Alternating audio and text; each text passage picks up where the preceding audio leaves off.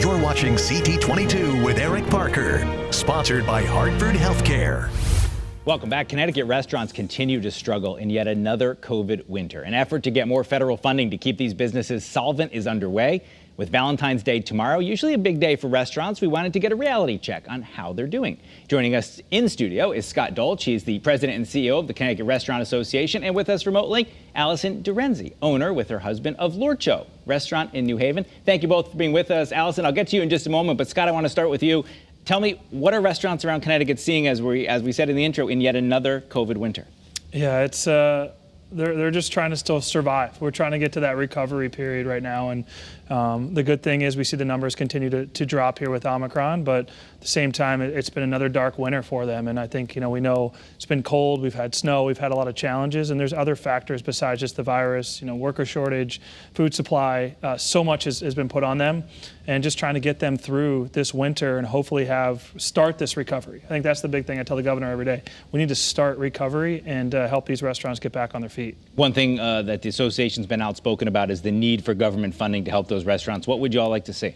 We need help in all facets. So we need federal help. There's dollars that did come in and help $28 billion across the country. About $300 million came in, which is great, but you left out about 2,000 businesses that were in need that did not receive that funding. So federally, down in D.C., we're trying to get cooler heads to prevail down there. A state level, continue to look at the ARPA funds, and at the city level, what other dollars can be helping the hospitality sector. And then consumer confidence is everything, as you know, and getting people back out. It's, Valentine's weekend, Super Bowl Sunday. All this is kind of going on, which is exciting, but we hope that can continue for the weeks and months ahead, and then hopefully we can get outdoor dining, all kinds of things that we need for our restaurant to survive and hopefully thrive in 2022. So let's get the take. It is a big weekend for restaurants. Let's turn to you, Alison. What are you seeing there at Dolch? I told you before we started talking here, we had a great dinner there to benefit the Channel 3 Kids Camp a few years ago. So I can testify that the food is great, but what's happening in the restaurant? How are you guys doing? It's been a challenge. We're very optimistic for this weekend. We definitely see a pretty decent volume of reservations for both Sunday as well as Monday. We are usually closed, but we're opening for the holiday. So that's sort of promising. Hopefully the weather will cooperate, because that's another monkey wrench that can always get thrown in. But for now, it's looking good. And what about other things that may be affecting you? Obviously, we started talking about restaurants because of COVID back in the spring of 2020, but we've seen staff shortages. As Scott said, we've seen supply shortages. How are you doing in those areas? We've heard reports of restaurants having to limit their hours because they just can't get people to work.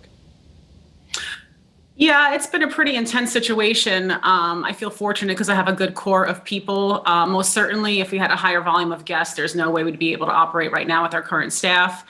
We've just been trying to stay fluid in our situation, taking actions that help us to meet what we can get and what we can't get, especially on the supply side. Our costs, we're still on paper menus because we have to be able to change them weekly to update what we're going to see when we go to market, what it's going to cost us. That's probably one of the biggest challenges we're facing right now. I mean, obviously the staff shortage in a couple of weeks will become a much bigger issue, but considering the volume of diners we have in right now, we're kind of skirting by.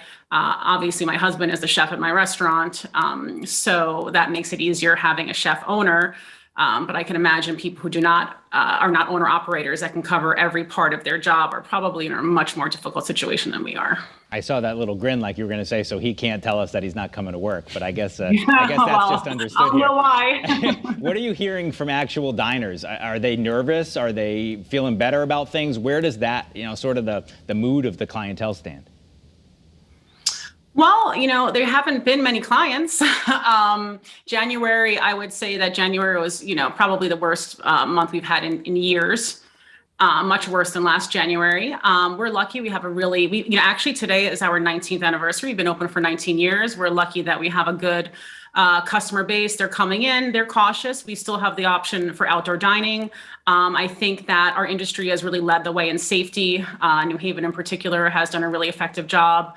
And I think that our customers, they can see the precautions that we're taking, and when they come in, they feel safe. We have we have a larger restaurant. We have 2 floors for dining. We can have people spread out if they feel more comfortable.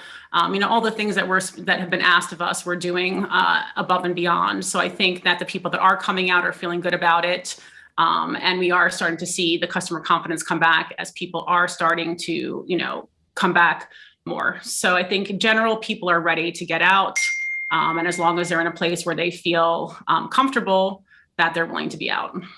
What are you hearing from other member restaurants, Scott? Are you hearing similar things, that people are still nervous, bad Januaries? I mean, to hear that January of 22 was worse than January 21 is alarming.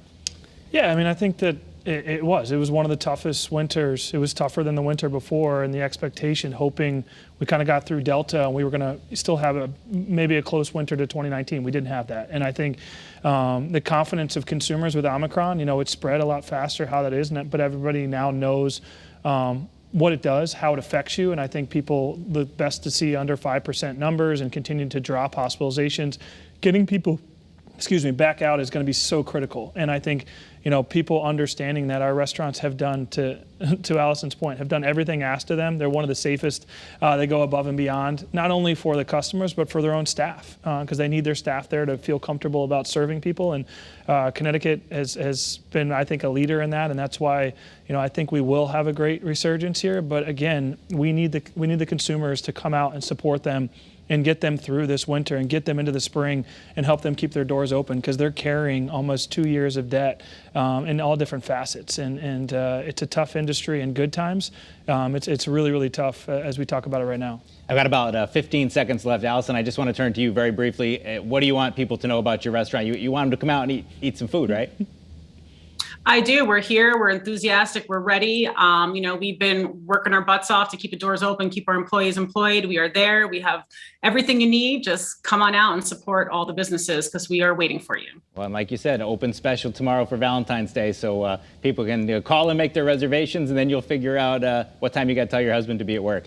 Alison De Renzi, we appreciate you being with us. Scott Dolch from the Restaurant Association as well. Thanks for being here on CT22. Thanks, Eric.